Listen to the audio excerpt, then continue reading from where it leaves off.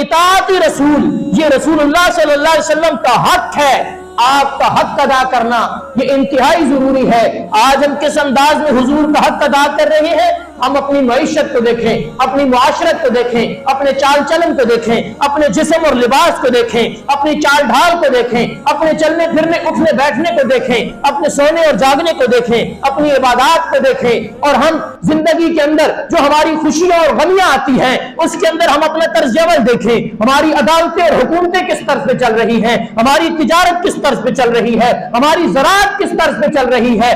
آیا اس میں حضور کی سنت ہے، حضور کا طریقہ ہے؟ اللہ کے نبی صلی اللہ علیہ وسلم نے تو بیت الخلاء سے لے کر بیت اللہ تک آپ علیہ الصلوۃ والسلام نے ایک ایک عمل بتایا ہے، ایک ایک طریقہ بتایا ہے۔ اللہ کے نبی صلی اللہ علیہ وسلم نے قضائے حاجت پہ بیٹھنے کا طریقہ بھی بتایا اور دنیا میں حکمرانی کرنے کا طریقہ بھی بتایا۔ کون سا ایسا عمل ہے، کون سا ایسا طریقہ ہے جو اللہ کے پاک پیغمبر صلی اللہ علیہ وسلم نے نہیں بتایا؟ لیکن آج ہماری نظریں مغرب کی جانب ہیں، ہمارے طرز عمل، ہمارا لباس، ہماری چال ڈھال، ہمارا اٹھنا بیٹھنا، ہمارا کھانا پینا یہ یہود و نصارہ کے طرز پہ ہے، ہماری خوشی غمی یہ یہود و حنود کے طرز پر ہے، ہماری شادیوں میں ہندوؤں کی رسومات ہیں، ہماری غمی کے موقع پر ہندوؤں کی رسومات ہیں۔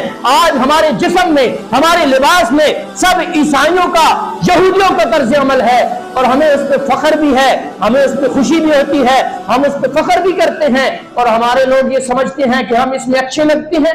کیا حضور سے زیادہ کوئی حسین تھا؟ جب حضور سے زیادہ حسین کوئی نہیں تو پھر کیوں شرم آتی ہے حضور جیسا چہرہ بنانے میں؟ کیا حضور کے لباس سے اچھا کسی کا لباس ہے؟ پھر کیوں ہمیں شرم آتی ہے حضور جیسا لباس پہننے میں؟ جب حضور کے طریقے جیسا کسی کا طریقہ نہیں ہے تو پھر حضور کے طریقے کو اپنانے میں کیوں شرم محسوس کرتے ہیں؟ زبان سے کہنا غلامی رسول میں موت بھی قبول ہے، یہ بڑا آسان ہے، اپنانا بڑا مشکل ہے۔ دعویٰ نبی کی محبت کا، خوشی اور غمی طریقہ ہندوؤں والا، دعویٰ حضور کی غلامی کا، طرز عمل یہود و حنود والا، اور ہماری دل میں خواہش یہ ہے کہ حضور ہماری شفاعت کریں گے۔